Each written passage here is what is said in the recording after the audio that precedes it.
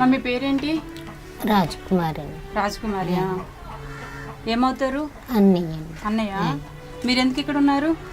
అంటే యాక్సిడెంట్ అయిందండి. మా అన్ని కాళ్ళు రెండు కుడి చెయ్యి, అదే 2వ సంవత్సరం అండి ఇది. అంటే మా వదిన వెళ్ళిపోయారండి. ఇప్పుడు 20 సంవత్సరాలు కాదండి, 20 సంవత్సరాలు అయిందండి వెళ్ళిపోయి. యాక్సిడెంట్ అయ్యి ఇది 2వ సంవత్సరం అండి మా అన్నయ్యకి. మా వదిన వెళ్ళిపోయి 20 సంవత్సరాలు అయిందండి. రాడ్లు అండి, ఈ రాడ్లు మొత్తం 8 రాడ్లు ఉన్నాయి. ఈ కుడి చేయికే 3 సార్లు చేశారండి ఆపరేషన్. ఇక్కడ కండ తీసండి, మళ్ళీ ఇక్కడ వేసారండి. ఆ యాక్సిడెంట్ అయినప్పుడు ఇక్కడి నుంచి అక్కడ ముక్క దూరంగా ఎగిరిపోయిందంటండి. పిల్లలు ఉన్నారా?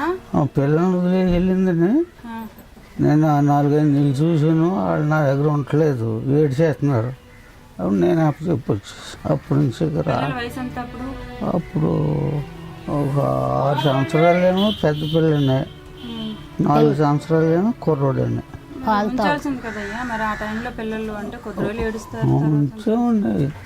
మాపులు పొగలే కొని పెడుతున్నాను, మాపులు మంచం మీద కూకుని ఏడ్చేస్తున్నాను, నిద్ర ఎత్తలేదని. 20 ఏళ్ళు అంటే ఇప్పుడు పెద్దోళ్ళు అయిపోయింటారు కదా పిల్లలు. డిగ్రీ పాప డిగ్రీ వస్తారు అప్పుడప్పుడైనా? రారండి, ఇంకా సంబంధం లేదండి.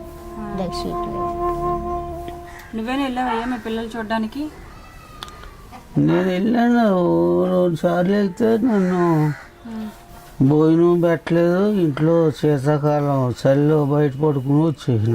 అంత కక్ష ఎందుకు అసలు? మీరు ఏం చేశారని ఆవిడ అంతలాగా పెట్టుకున్నారు మనసులో? ఏదో చెడుగా ఎవడెవడో అంటే నేను దాని మీద 2 దెబ్బలు కొట్టాను ఆవిడని. మీ ఆవిడని మీరు అనుమానించారు, కోపం వచ్చి కొట్టారు, అందుకని ఆవిడ వెళ్ళిపోయింది.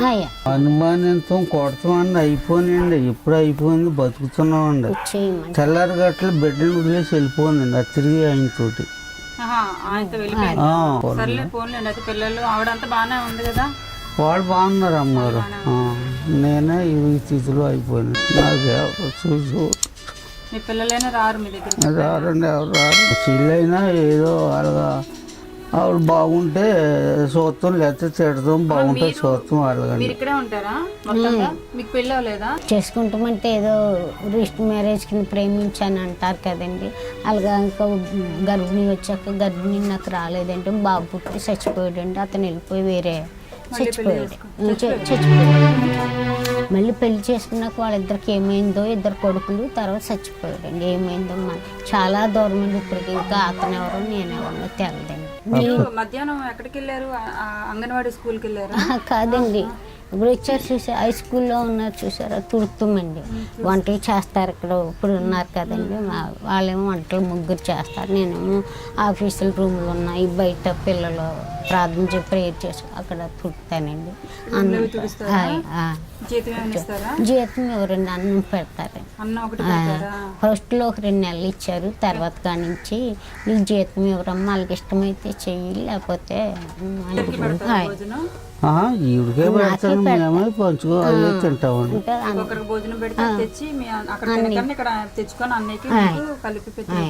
పొద్దున్న సాయంత్రం ఆయన్ని ఉంచుకుని తింటామండి. అదే అన్నాన్ని ఉంచుకుంటాం. అరుగుదల లేక తిన్న మిసరాలుగా కూకుని ఉంటుంది కదండి. అన్ని అవుట్కి దొడ్లో కూడా మంచం మీద రాడ్లు ప్లేట్లు అవన్నీ క్లీన్ చేసి అక్కడ పెడతా. నేను వెళ్ళి దూరంగా పడేసి మళ్ళీ శుభ్రం చేసి అక్కడ పెడతానండి. దీనికి వెళ్ళరే 2 సంవత్సరాలు అయిందండి మా అన్నయ్య. మీరు బయట పని అయితే ఏం చేయలేరా? చేయలేనండి, కష్టం. కొంచెం నాకు కూడా కాలు సప్పేసింది. మీకు రేషన్ అది ఇస్తే అమ్మా వండుకుంటారా? అయ్యా, రేషన్ తీసుకురండి.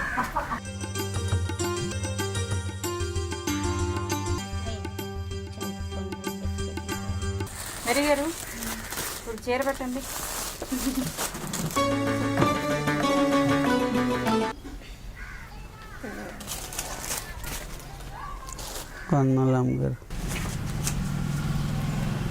మా ఖర్చులకి డబ్బులు ఇవి ఉన్న నాళ్ళు కూడా మంచిగా, అంటే 1 పూట మాత్రం భోజనం తెచ్చుకోండి. కుదిరితే మీకు అక్కడ పెడితే, లేకపోతే మీ ఇంట్లో ఆదివారం సెలవు అనుకోండి, మేము వంట చేసుకుంటారు కదా. భోజనం పెట్టలేనప్పుడు మళ్ళీ అంటే కనీసం 2 నెలలైనా మీరు మనస్ఫూర్తిగా భోజనం చేయండి. సరే మరి జాగ్రత్తగా ఉండండి. అయ్యా. ఓకేనా, నేను వెళ్ళొస్తాను. అలాగే అమ్మ, వందనాలండి. సరే అమ్మా, అయ్యా బాయ్ బాయ్ బాయ్. చిన్న ఓకేనా.